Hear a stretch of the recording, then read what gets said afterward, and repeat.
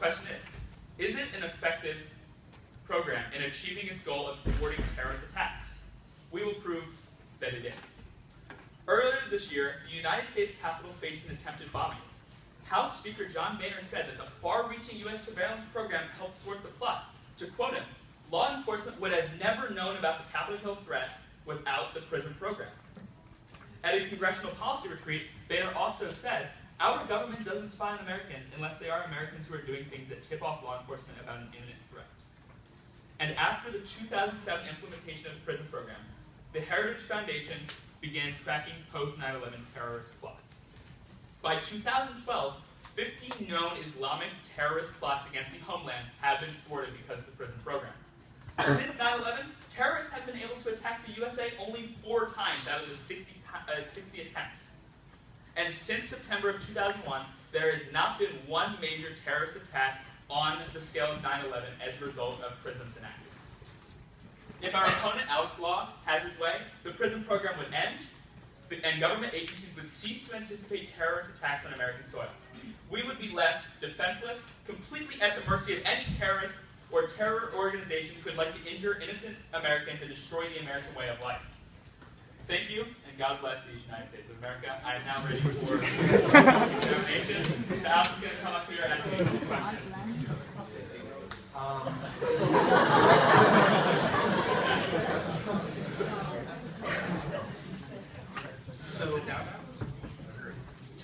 So you stated rather emphatically that you proved the constitutionality.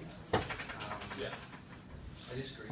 And you quoted the founding fathers a lot, the preamble, the Constitution, but they also had, the Bill of Rights, First Amendment, Fourth Amendment. Can you elaborate more on why you think, explicitly in the Fourth Amendment where it says probable cause, that hasn't been violated? So, Alex, as you know, the FISA courts created in 1978 were for the purpose of getting warrants so they could do this wiretapping or this surveillance that you call illegal. The government agencies need to go to this court and get these requests, meaning that they have probable cause because they're getting these tips from different networks. Let me stop you there. So the legislation actually says they don't need probable cause. In fact, they don't even need to suspect a person of wrongdoing in order to get a warrant from these courts to seize evidence from them. Probable cause is no longer the standard of care for this legislation, and to me that sounds like it violates the Constitution. So, Alex, I would disagree with you that it violates the Constitution because I have here at least 3 or 4 court cases which say that this is a constitutional, FISA is constitutional, PRISM is constitutional, and the 2007 amendments to the FISA Act were passed and they were tried in court, and the courts of the land agreed with the Constitution. You realize that these courts don't actually have anyone representing the people that are being spied on. People go to the courts, the government, ask for something, don't need to provide any evidence whatsoever that that person is suspected of doing any wrongdoing. No one is there to argue the case of the person being spied on. Are these people American citizens? These people that... yeah, and they have basic protections. No, I meant justices, American citizens, right? Yes. So they are part of the constituency of the people that are being spied on, aren't they? The judge's job is not to defend the people being spied upon. So Alex, right here, that's not what they're doing, Alex. I know. They're not. That's my point. No one's there defending the right of the people of this country from having their rights violated. But I disagree with your premise. They're not having their rights violated. And right here, it says that it is constitutional, and not only is it constitutional, but also protects the people of the country. That's just a piece of paper. Yeah, a piece of paper with court cases on it. The Constitution says you need probable cause. This legislation says, without an amendment to the Constitution, that they do not need probable cause anymore. In fact, they don't even need suspicion. All they need is a request to get information on those people. But you act like they hand out these warrants, right? But they have to go to this court. There's no case of any warrants being denied by these courts. There actually are, I believe, a good percentage of them are denied. Do you have the numbers on this, Mr. Law? Yeah, my numbers say none. Your numbers say none. Well, I have numbers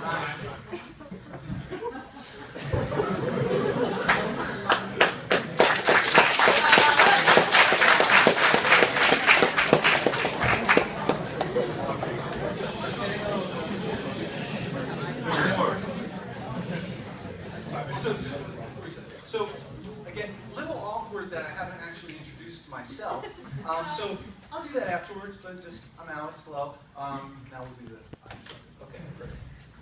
Just stand up. No, have to see.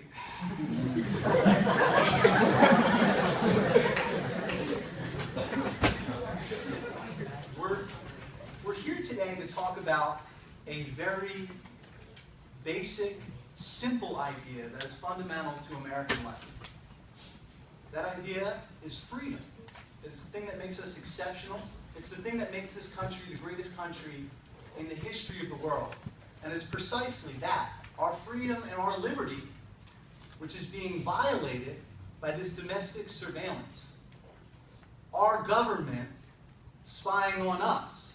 A government that's supposed to be by the people and for the people, spying illegally on the people that consent to give it its power.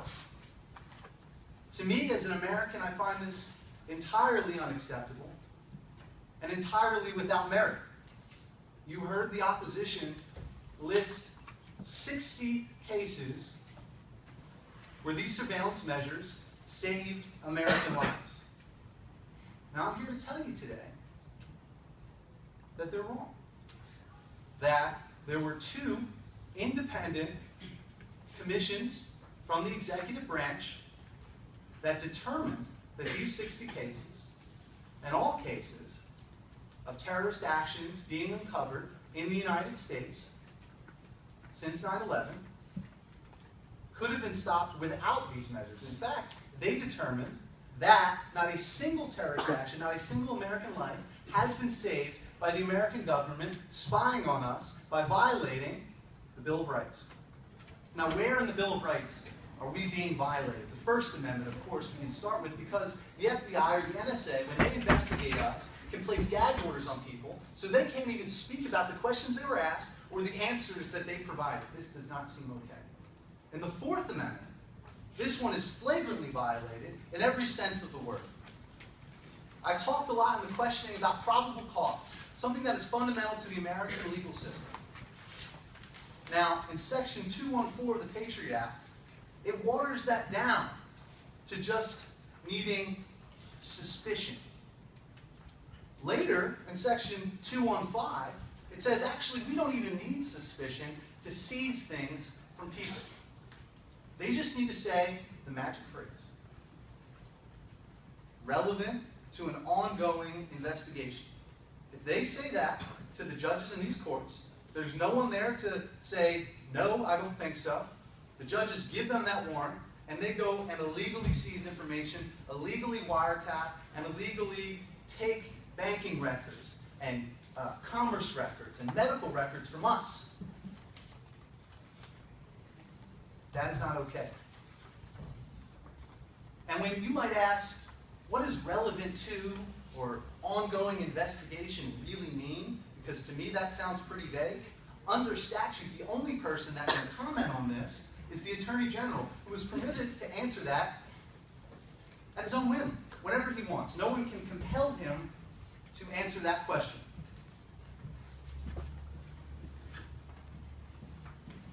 Now, in closing, I'd like to quote a great hero of ours, Thomas Paine, where he said, "The cause of America is in great measure the cause of mankind. Let us today resolve that we stay true to that cause of freedom that makes us who we are." This is not a question of sacrificing liberty and freedom for security, because I'm here to tell you today that we do not need to make that exchange. That who we are is more important. And who we are guarantees our safety without those violations of our basic rights. Thank you.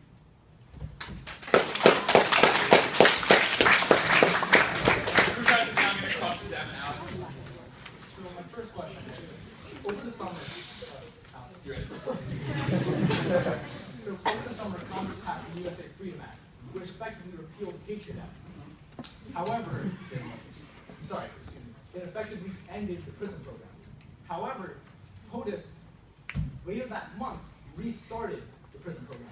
If the executive branch deemed that prison was unnecessary, why would they restart the program?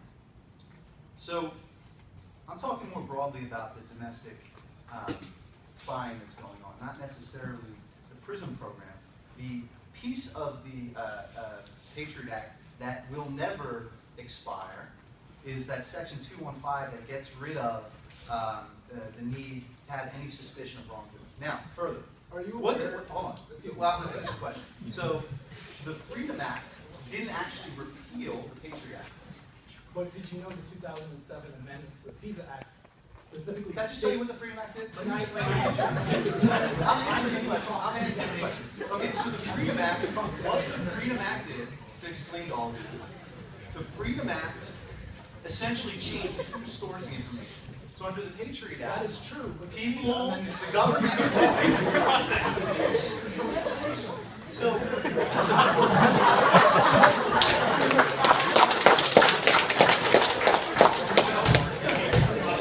so, I'll just very quickly down. Okay, so Patriot Act, under the Patriot Act, the key thing about the Freedom Act is that the Patriot Act, the government stored all of our information, and they could search through whenever they want. The Freedom Act changed it so that the companies like Google, etc., store the information, and then the government could just didn't take it Google from always there. store that information?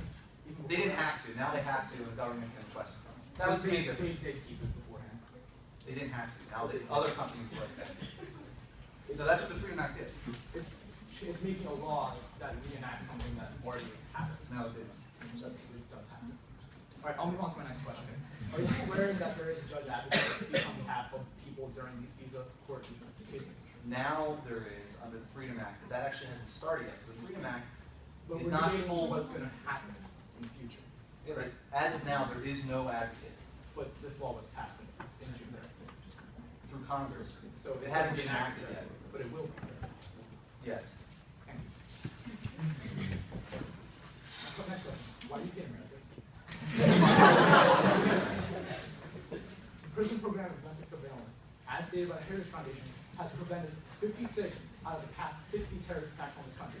So why do you want to remove that program and then thus endangering American lives? So the Privacy and Civil Liberties Oversight Board, an independent agency within the executive branch, as well as a presidential review group that convened to review the NSA surveillance in the wake of Eric Snowden's leaked documents, both concluded that the program, in that when it used these questionable warrants from these shadow courts, did not substantially have any evidence that they prevented any terrorist actions that couldn't have been prevented going through normal procedure.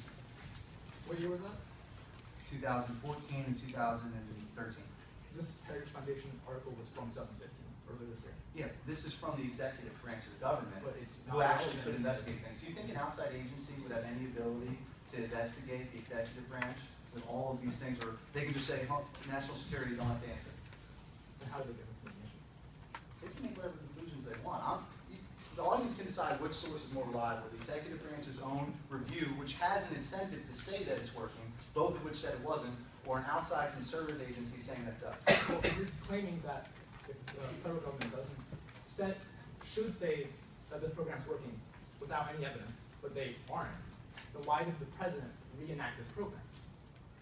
I can't speak to why the president did it. That's the whole point, is that they don't have to justify their actions to us, which is a problem here in the United States where the government's supposed to be for the people. So you're saying the president would counter what he said in public just so his poll numbers go down? I'm saying that I'm sure there is value to the government in all this spying. That's the point, that they're getting value from this, spying on us, doing different things, and we don't know what they're doing with that. We don't know what the value to it is, but reliable sources, your sources might be different, but the sources that I have say that they're not substantially limiting terrorist actions. How can you justify, what do you think the benefits of shutting down this program, other than privacy, as you said? Well, restoring the idea that in the United States laws matter. We're a country of laws. We set an example for the rest of the world. Our Constitution has been the example of democracy in the world for the last two centuries, and continuing to allow our citizens to enjoy the level of liberty and freedom that were promised to us by our founding fathers.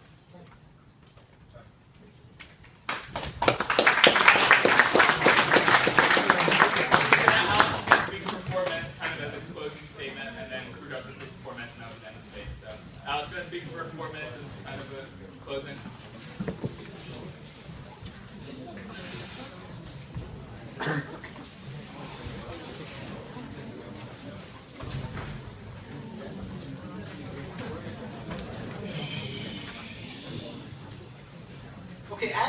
discuss today the importance of freedom, liberty in this country, our Constitution, while it seems vague, is fundamentally what makes this country what it is. Now, my opponents have attempted to make this a debate of should we be safe or should we have freedoms? And when put in that light, it's very difficult to say that dead American bodies that could have been prevented, we shouldn't do something about that. But that's not the kind of narrative that I think truly surrounds this issue. I would contend that we have the ability to be just as safe as a nation by doing the right thing, by not spying on our citizens, by not allowing the government to use this power in areas that have nothing to do with preventing terrorist actions, which it has been shown through the Snowden leaks many times, as well as the fact that certain parts of the legislation do not require any relation to terrorist activities. It can be used towards criminal activities. And our Bill of Rights protect us from that. It is a slippery slope that my opponents would have us walk down. We've all grown up in a world where the government can spy on our phones, can look at our Facebook, our Snapchat, our banking records, everything's digital, and they have access to everything. But the world wasn't always like that. America once had privacy, and it was sacred, and it was important. And it's important for us today to remember that and understand that that is where our greatness lies, where our exceptionalism in the world lies. And to remember that our safety is not tied to how much of our liberty we give up. We can be safe and we can be free. Thank you.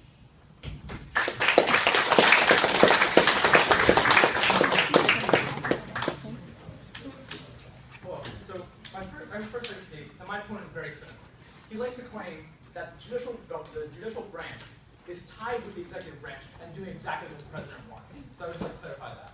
Under our Constitution, the judicial branch is a separate entity from the executive, and their duty is to ensure that laws passed by Congress and executed by the president are in fact constitutional.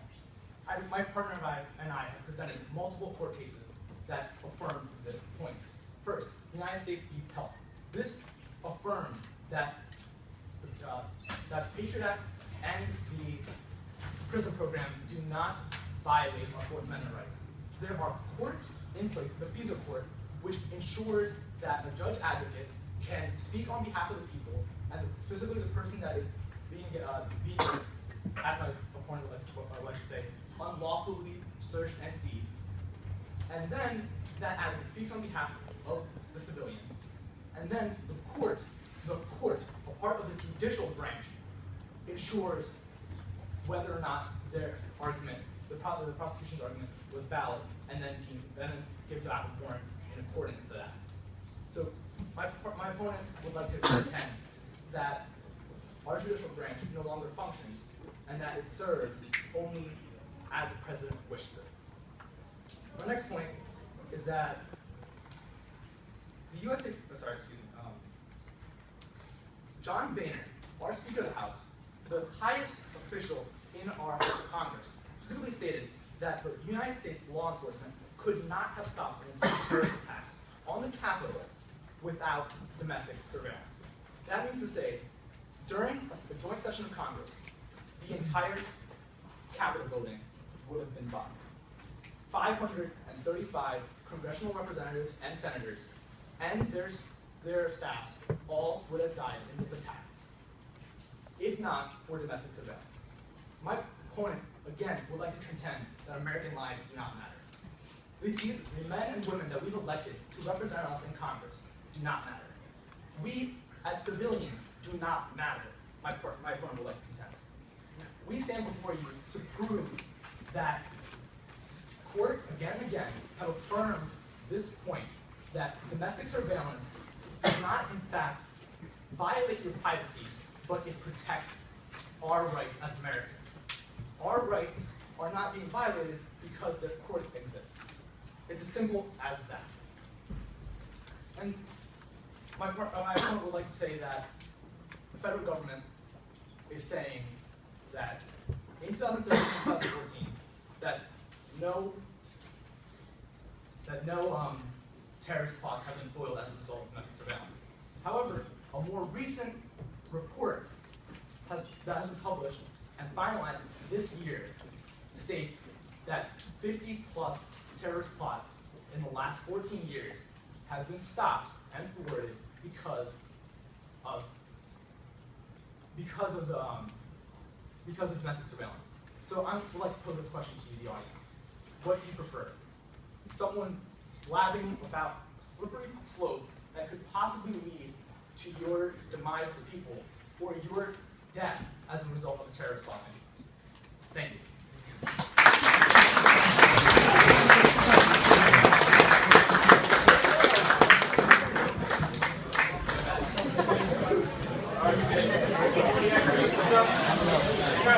Yes!